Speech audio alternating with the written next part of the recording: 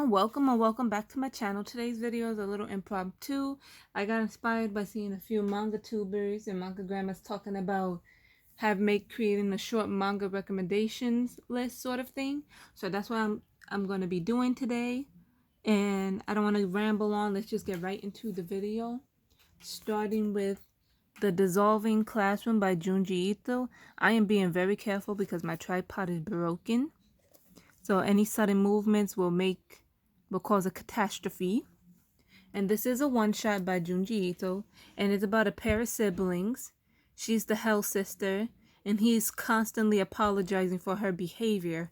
However, he is no better than her because he's aware that his apologies causes people's brains to melt from the inside out. That's why it's called The Dissolving Classroom. And you see all these people melting on the front cover.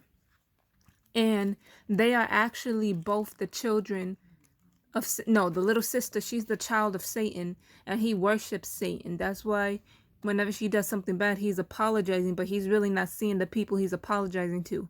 He is apologizing to Satan. And is a short story collection of how every time people disappear, they have to move. Because his apologies creates mass havoc.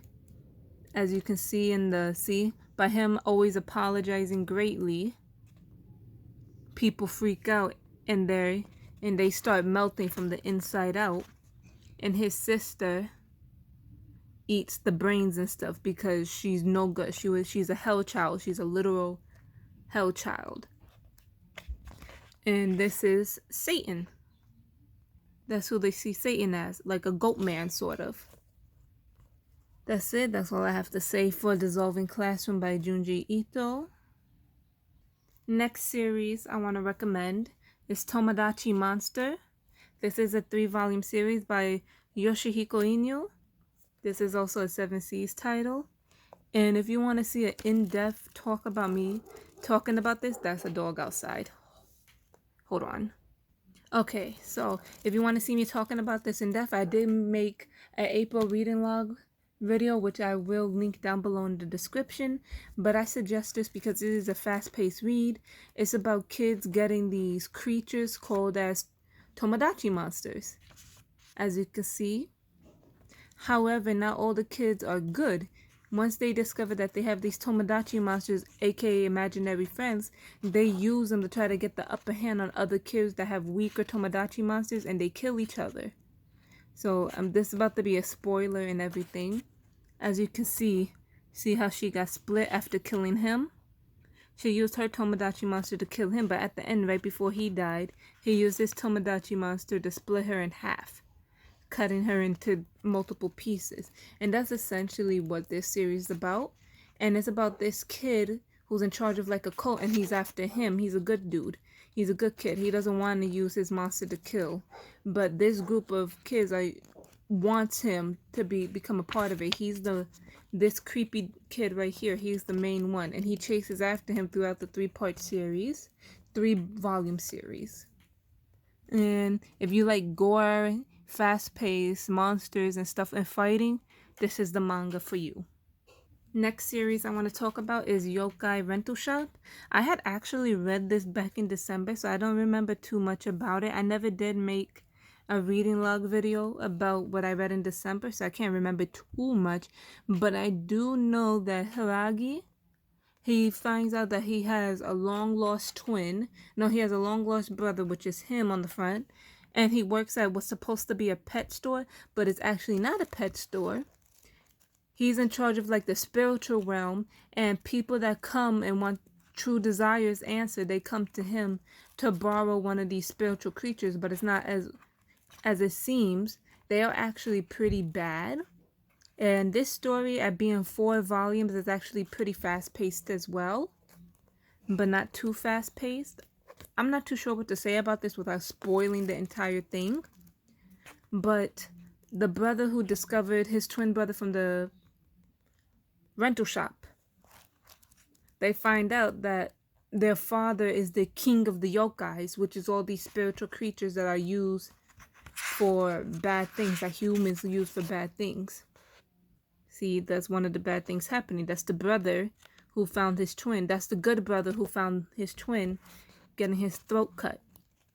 And come to find out, the twin is actually a very high-ranking yokai, but is not aware. He's a monster. He's not one. Yokais usually can be tamed and everything, but the brother is actually one that can't be tamed. He's a vampire. He's a vampire yokai. He sucks the life out of living creatures. But he's not even aware of this because he only becomes this when he's knocked out. So that's interesting. Or when he sucks blood. So his brother, to keep the secret from him, because he Ben knew this the moment he saw him, allows him to suck his blood to calm him down. And then he doesn't even remember what happens afterwards. And that's it. That's all I really have to say for that. The next series I want to talk about is Love Me for Who I Am. This is a 5-volume series. The last volume actually came out for this series this year. And it's about Mogamo, who is a non-binary high school student, meaning that they do not identify as a boy or a girl.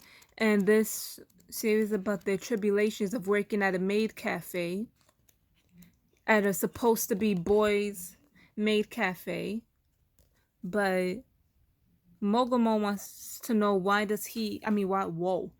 they have to pretend to be a boy or pretend to be a girl when they don't want to be neither, when they just want to be them. And the people working at the maid cafe want to understand what non-binary means because they never heard of that term. And as Mogamo explains to them, they go through like trials and tribulations, and one of the characters figure out that they in fact are trans. One of them figures out that they in fact are gay, or another one just likes to cross dress. It's a lot of things going on. I only read 3 volumes, so I really don't have too much to say, but I do suggest this, especially since this is June Pride Month. This is a good fast-paced read. Only 5 volumes. I do suggest it. The next series I want to talk about is Little Devils. I actually just read this for my June TBR list, which I am plowing through, thank God. This is a 4-volume series by 7 Seas. By the pen name the mangaka uses, Umi. And it's about the hero, him, and he's on an island that God created to watch all of these little devils. They are the 12 pieces of the Devil King.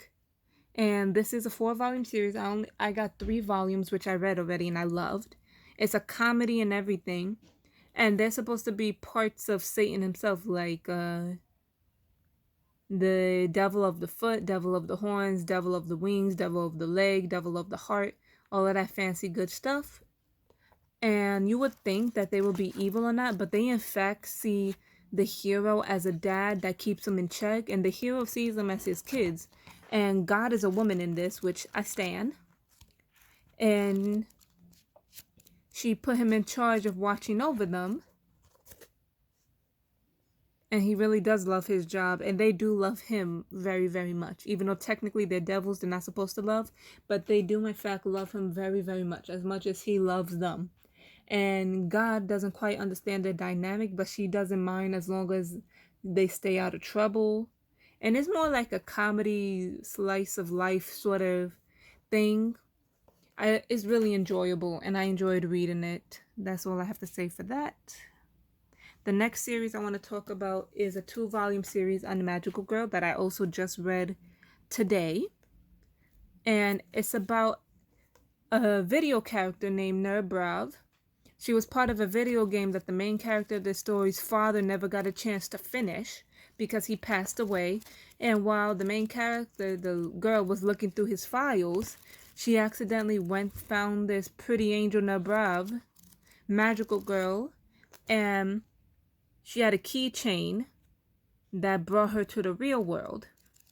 And now this magical girl is stuck in the real world of humans, and she has to try and blend in and understand. It's a lot of comedy, innuendos, and stuff like that. And it's only a 2-volume series. So if you want something quick and fun to read that's easily digestible and has innuendos, then this is the one for you. Really quick read. You could finish this. If you read volumes fast, like a half hour per volume, you could finish these 2 volumes in an hour. Okay, I'm almost done with the recommendations. I got 2 more to talk about. And the second to last one is Bodacious Space Pirates, Abyss of Hyperspace, which I also read today, and I was not the biggest fan of it. This is not my cup of tea. If you like anything that to do, this is based off of a movie, Bodacious Space Pirates. It's only a 2-volume series, just like Unmagical Girl. And if you're interested in a lot of space talks, pirates, hyper energy, robots, stuff like that, jam-packed into a quick-paced 2-book read, then this is for you. And it's really cute and it's easy, but it's just, I'm not the biggest fan about space and pirates and robots and artificial intelligence, all of that fancy smancy stuff. Not a cup of tea, but it is good read for those who like that kind of stuff. Okay, now for the final book of this video, I'm going to be talking about I Am Alice, Body Swap in Wonderland. Once again, I read this in December. Do not remember too much about this. I just know that I enjoyed it. And it's about this boy who was looking for his sister. He went to a library trying to look for her, and he found this pretty green book that he had no idea what it was about. When he opened it, he got sucked into the world of Alice in Wonderland. But instead of being a boy, his soul got swapped into Alice, the girl. So now him and Alice became rivals in a way, because her body was now in his, and her soul was in his body and his soul is in her body. And now he has to find a way to make it back home. However, he has to deal with the Mad Hatter. He has to deal with the Cheshire Cat in human male form. And they keep flirting with him and everything. It's one of those crazy isekai rom-com romance comedy stuff, you know? And it's a really fun and quick read. It's only 3 volumes. And if anyone who likes Alice in Wonderland but with a twist with gender bend, you will love this story. That's all I really got to say. I don't remember too much about it. I just know I really, really enjoyed it. Okay, that is all. These are the books that I was talking a little bit about in today's video. Thank you guys so much for taking the time to watch this. Don't forget to do all that standard YouTube stuff and follow my socials down below. I will see you guys in another video. Bye!